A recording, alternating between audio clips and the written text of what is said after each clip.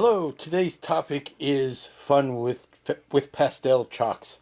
I am getting ready to do the final weathering on the Raider, and to do that I wanted to use pastel chalks to do some final streaking. But I was not going to just dive into using it on the ship without testing it out on something else first, just to make sure the process was sound. I've heard about it, I've seen it done, but I wanted to make sure that it would work. So what I did was I took the Spock bust that I got from Steve Neill. Now, when I did my Kirk and Spock maquettes or puppets, he sent me two of these. One of which I gleefully decapitated and put in the Spock bust, or in the Spock puppet. But the other one I was going to paint, just as normal realistic colors and all that. But then I realized, after doing the Spock puppet, that I kind of already went down that road. I did that, and if I wanted to have a realistic Spock head laying around, I already had that in the puppet. So having taken a note from his notebook, or a page from his notebook, in his Kickstarter campaign, he was offering bronzed Spock busts, which I thought looked neat as hell. When I saw them, I thought, well, what a great idea, just making it look like a memorial statue or a sculpture to honor the character, rather than trying to make it a realistic bust, something that you might see in the Vulcan Science Museum. But where he went with bronze, I decided to go with copper, being copper is supposedly the iron, or the metal of choice in the Vulcan blood. Plus, frankly, I had copper paint laying around and didn't have any silver. So, remembering what he did with his Cochrane busts to bronze them and then put a powder into the crevices to give it that age, the patina, that's what I decided to do, is to do that in a method to get myself used to using the pastel chalks, so that I could then take that onto the Cylon Raider ship.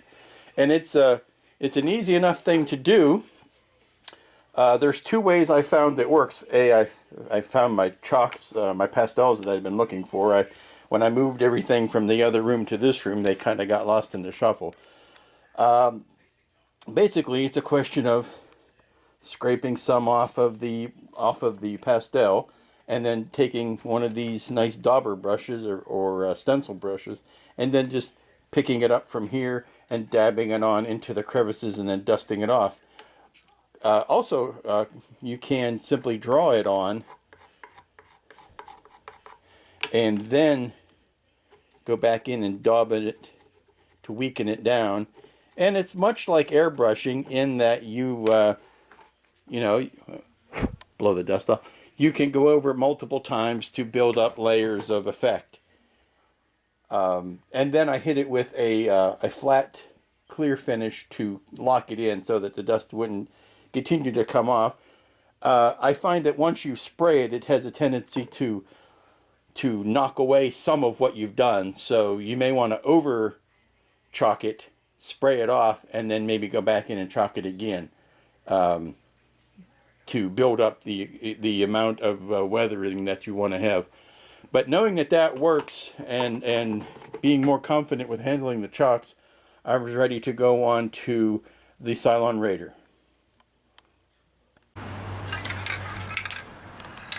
Hopefully you can see the patina showing up in the cracks and crevices, just like I'd like it to be. Now, this was when the problem with spraying with a fixative or a clear coat over this is that the aerosol from the spray can sometimes blow away your chalk. And this is a lesson that I learned way back when I was in art school and working with pastels, and you wanted to spray a clear fixative over it, was to not spray directly on it, but to spray a cloud over it, kind of, and let it waft down on it to kind of lock it in place without too much force. So what I'm doing is misting around it without putting too much direct pressure on it, so that the fixative kind of floats down on it like a cloud, rather than, see, you can see some of the really neat stuff that's happening in the ear and around the collar.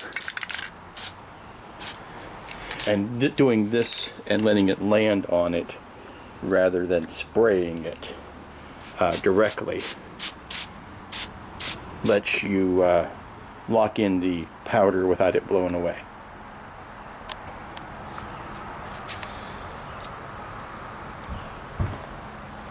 Very nice. This is one of the lovely things about a project of this nature. If you accidentally overdo something, you can always go back and redo it. I had overshot some of the blue that I was putting on there, or the teal that I was putting on there, and in the process of wiping it off, I accidentally wiped off too many layers right above his left eyebrow, and so I went back basically to the beginning and started with a dusting of black, and then I'm going over it again with a dusting of the copper, and then when all this has had time to seal in, then I can go back and redo the chalk. But no harm, no foul. You can see how it's well, put it out in the sun, but you can see how it's getting all the nice tones that I really wanted. I just was getting a little bit carried away using the lighting in the house and not the how it would look like in the out of doors. So here we go. What I'm getting ready to do is to start the pastel chalk weathering on this side of the Cylon ship, at least.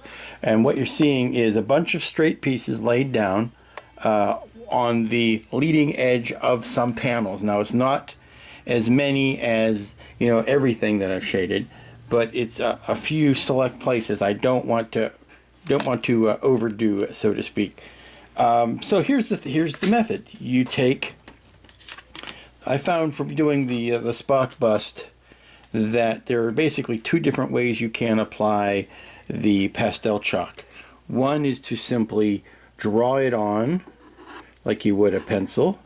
Just draw the straight lines like you would, and then taking a brush, just streaking them back. That has, you know, has its rewards, and it's one way of doing it. And the other way is to, and let me make up a little pile. I'll be right back. Okay, what this is just a little pile of scrapings. I just took this the pastel and I just scraped it with an X-Acto. Made this little pile of dust. And what I'm going to do is pick some up on a brush and take it over. Sorry about the squeak. Take it over to the ship and just draw it back from there. Now, I started on top of the vinyl. I don't start out here. I started here so that when I lift this off, it is a clean line where that the panel line is. But you always have to make sure that you are going in the backwards motion. I mean, it's a straight line. This type of weathering is meant to emulate either re-entry scorch or other things that happen. It's not, well, even if it were a laser hit, I would imagine it would still, the scorching or the weathering would still go in the direction, or, you know, away from the direction of travel. So what this does, if you can, I'll zoom in on what this does, is it gives you a more varied form of weathering than the, you know, just the shadowing with an airbrush does. This gives you some harder edges.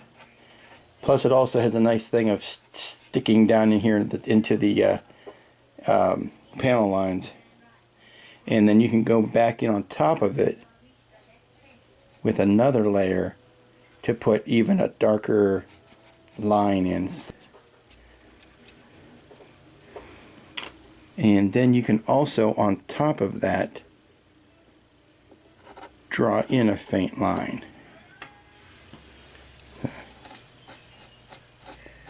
And just by the amount of pressure you use on it with your brush and how stiff the bristles are, you can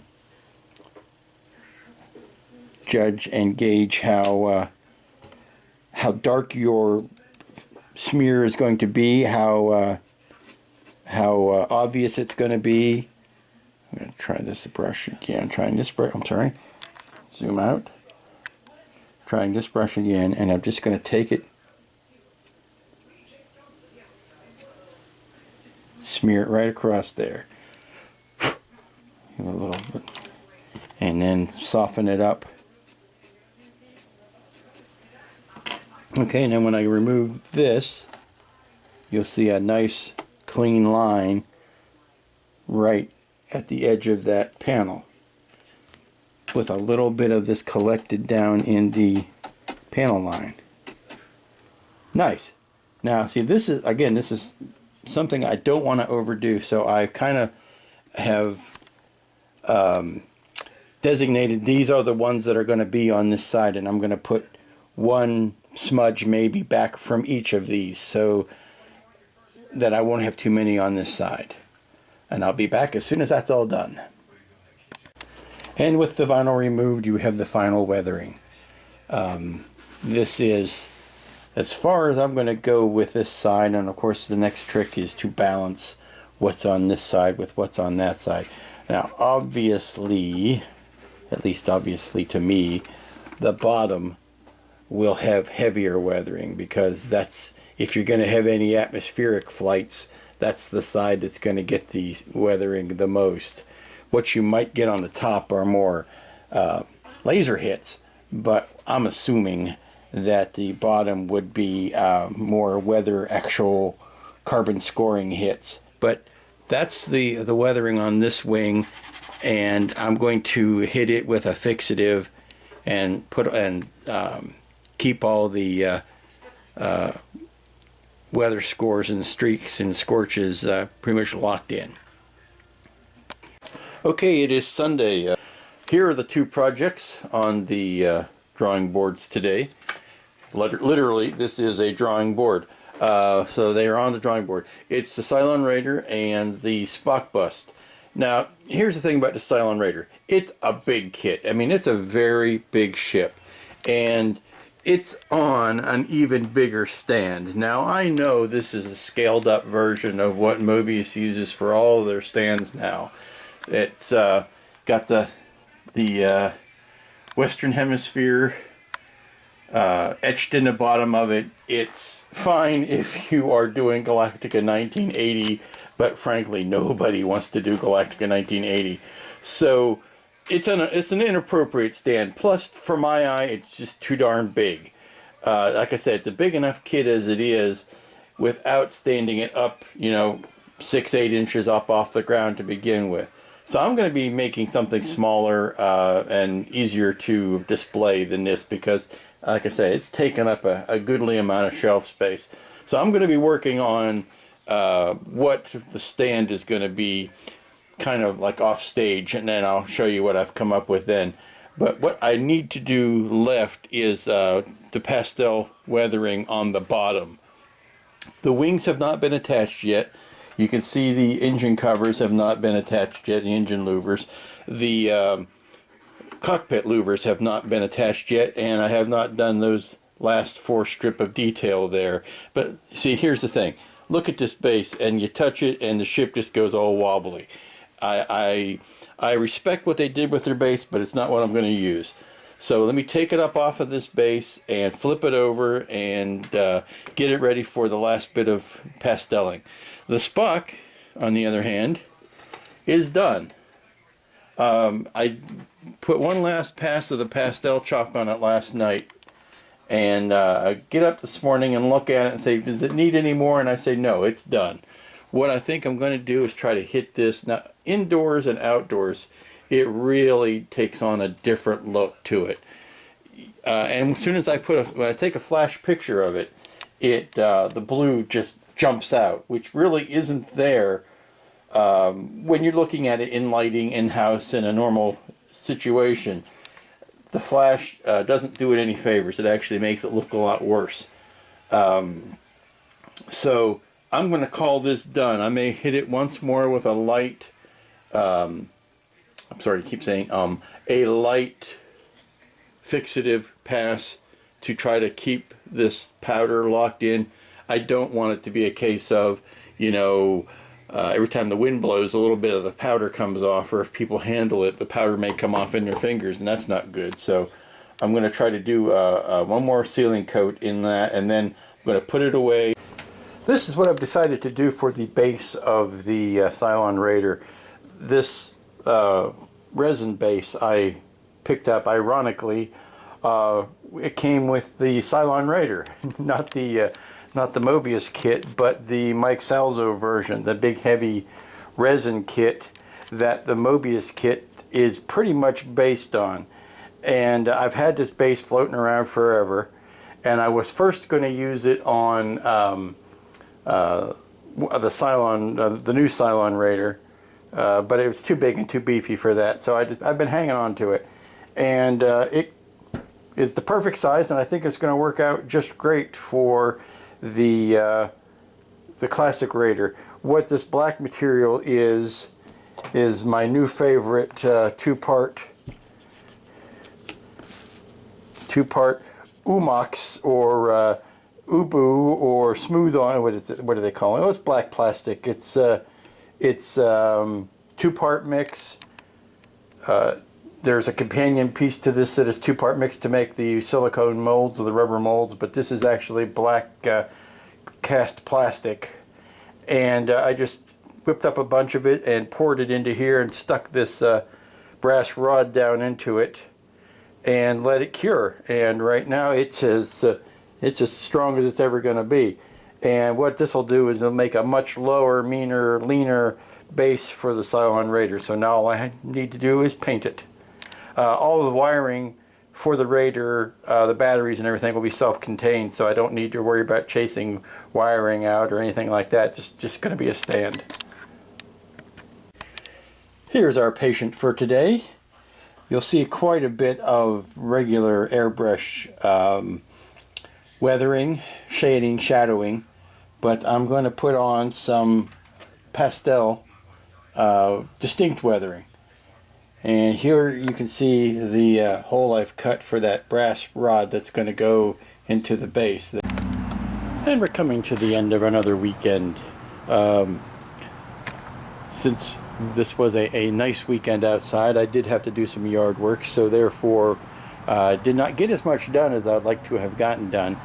But by the same token, I wanted to make good on a couple of promises that I made. First of all, I wanted to show how the moth turned out in sunlight.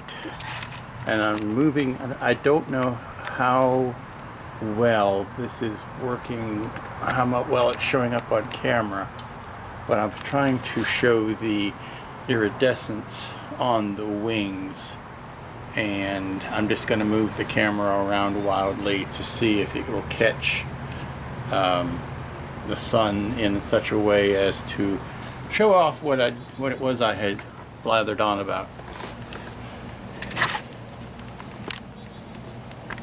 The second thing I wanted to show you was how Mr. Spock turned out. I am quite proud of the final result. Again, it's a battle between shading or powdering and too much powdering. Every time I put a coat of sealer on it, it knocks it back. So it's not impossible to say that, you know, in the future I might try even more powder. Just let this sit for a while. As the sun goes in and out, maybe it's catching the iridescence on these wings.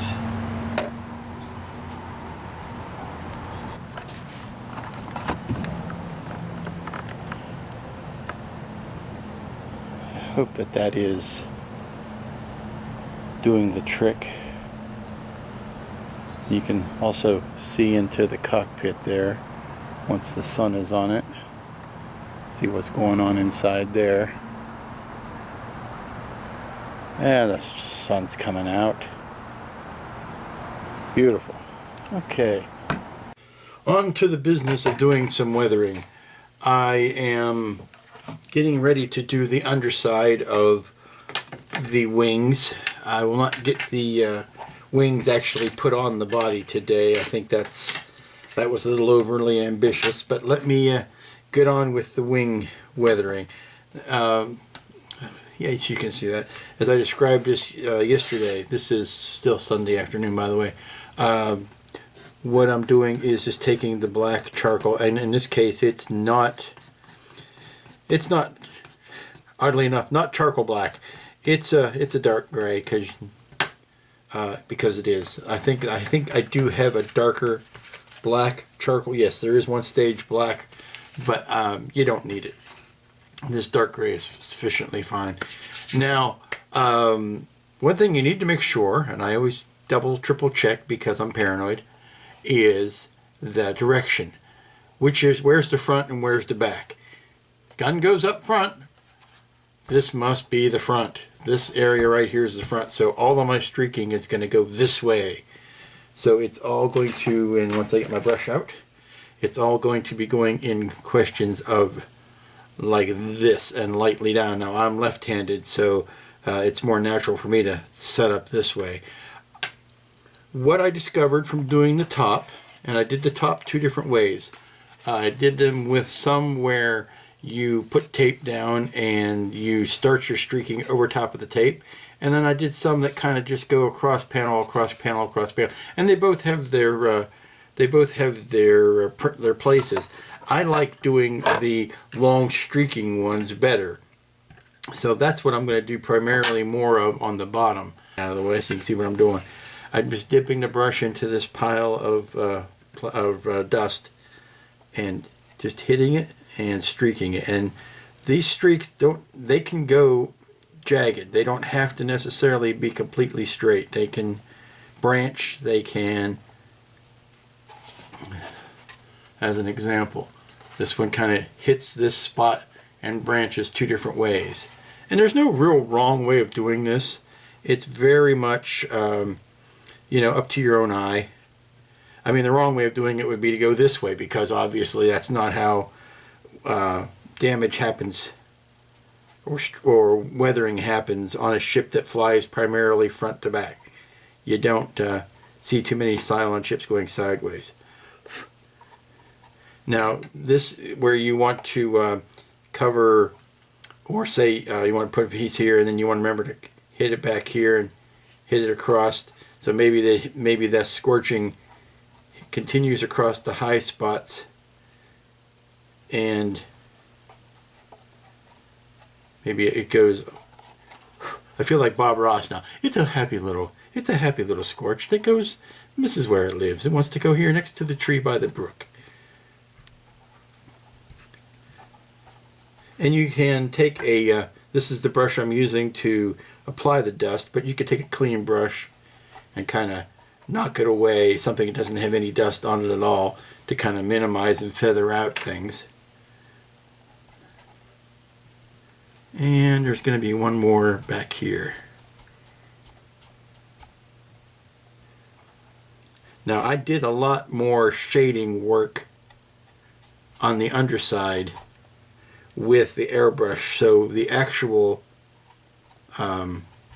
pastel scorching and weathering isn't as needed because there's already more weathering to start with.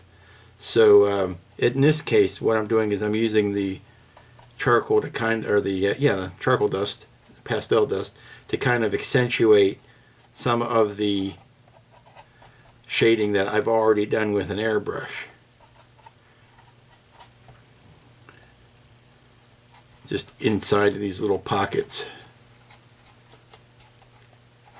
There. Now I think that's a perfectly well done wing. It doesn't need to be excessively weathered, excessively scorched, or excessively aged. Put a little bit behind that protrusion there. Okay, well this is ready to get a little bit of sealer put on it. And then I'll put it next to the other wing to make sure that I have not scorched one wing a whole lot more. And I'm just putting some dust into these details here. I want to make sure that it's consistent, that it's not overly weathered and the other side gets none, or that this is way under weathered compared to the other wing, because you would expect it all to be of a piece. So there's one wing, and actually this goes pretty quickly. At this stage of the game we are mostly done. Now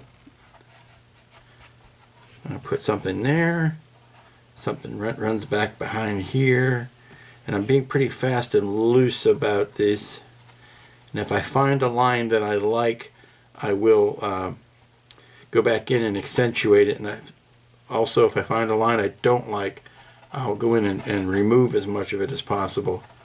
That's the advantage this method has over airbrushing, is well, primarily, ain't nothing as much to clean as there is on an airbrush when you just wipe off a brush here and you're done. But it can be mitigated a lot easier than you can airbrush spray. And I'm just putting some of this shading into these crevices here to really darken that down, even above what I did with the airbrush.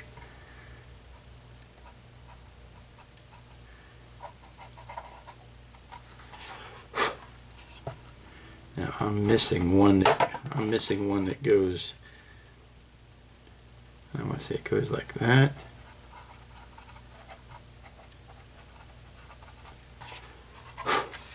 And again, this is the front, so all of the weathering goes backwards from there.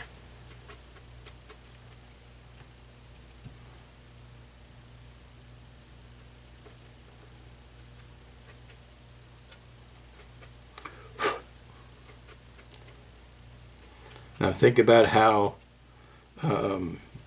scorching would work if this is the point of impact of a laser hit or something like that.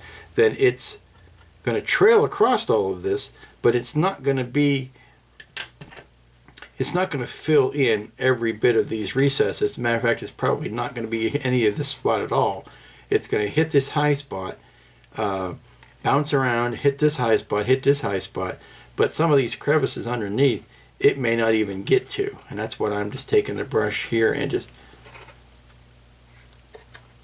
wiping that down to get rid of it, because there's a trailing bit, it might hit there and bounce over top of these and not get into these recesses. So I'm going to take this fine brush now, see if I can do a little. What I was concerned with is I wasn't getting enough fine line stuff going on. It was all pretty general. So let me take this and see what happens if I just draw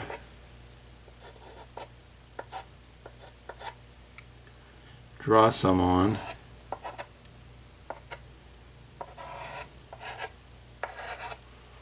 And like I did with the Spock bust yesterday, just lightly tap over that.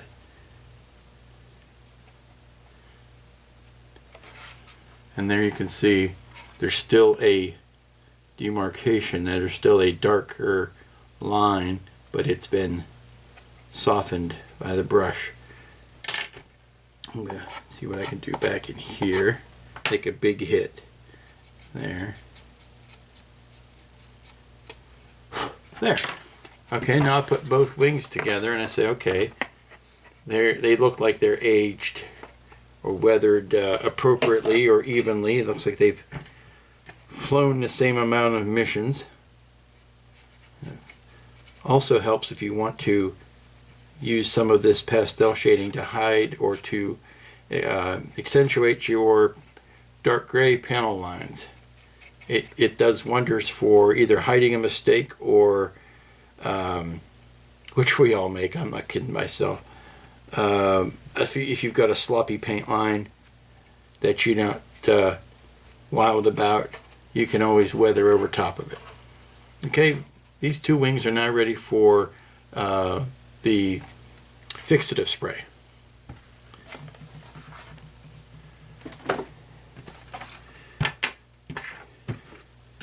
Now here we have the big mama, the center of the ship, and there's no sense trying to remember which way it goes. It goes that way because them's the engines.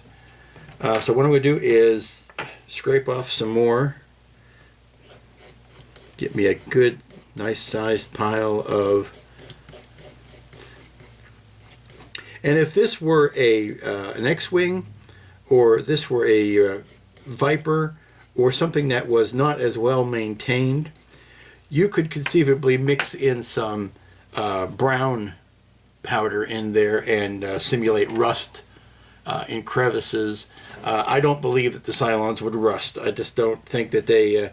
I think that they're more well maintained than that. You won't see grease running down the side, and you won't see rust running down the side where you would in an X-wing or a Viper or something that was, let's say, more impoverished than the evil Empire. I would treat this like I would treat a TIE fighter or any villain ship that is well funded.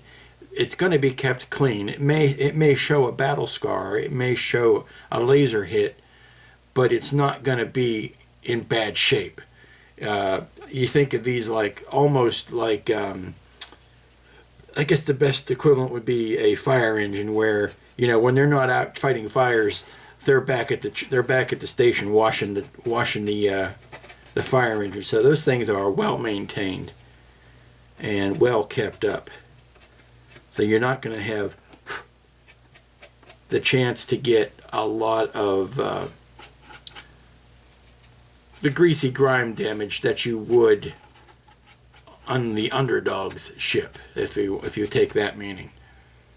So what I'm going to do, and you don't really need to watch me do this on camera because it's much more of the same, is I'm just taking some of the powder, just lifting it up here on the brush, and picking a few spots, remembering my leading edge and all of my damage coming off of that, or all of my streaking and carbon scoring coming down off of that, and just applying some here and there, trying not to go overboard. And so the next step after all this has been sealed and dried will be to start the final construction, which is putting the wings on, putting the engines on, or sorry, the engine louvers, these things, putting the engine louvers on the back, and putting the cockpit louvers on, and most importantly the four remaining white or light gray details on the louvers. So let me get the rest of this done, and I'll be with you in a minute. What I've determined as I am working the powders into the bottom of this is that I need to go over certain parts of the bottom particularly with a darker spray. There are just some very large areas that I need to reinforce some contrast into, most notably up into here. The backs of these I need to darken some more. This area here is looking fine, but inside I need to get out the trusty dark gray and the airbrush and really do those in a larger volume than I can really do with these pastels. Now that I've taken a critical look, and I've also found that dealing with this bottom large area, it helps a lot more to actually try to draw in the damage and then brush it, as opposed to what I was doing was strictly taking the chalk off of this. It's just not going down strongly enough when I am simply brushing it. I need to draw in a bit and then pull back from that. So yeah, it's looking good. It's almost done. And then I'm down to the final construction, which will be the topic probably of something I will do early next week, and then it may be covered in next weekend's report. I'm just trying to do some brushing around some of this raised detail, try to bring some of that out. But a ship this large, even though it's got minimal number of colors, or I should say a kit of this large, the scale notwithstanding, on a kit this large that has a minimum number of colors, the grays make all the difference, and you have a lot of surface area that has a danger of looking flat if you don't put the shading and the time into it to really make it look like it is a used and real thing. This is not something you can simply spray all over, even though it's gray. You can't just simply spray it with a rattle can and call it done. There's a lot of subtleties in it. Sometimes it's harder to get a good result or get a ship done that has only a couple of colors to it, because it's not flashy, and you have to find the interesting areas in the subtleties. You can't just all of a sudden put a red stripe down the side and call it a day. There. And this is how, let me turn it. This is how the bottom is turning out, and I'm keeping the wings next to it to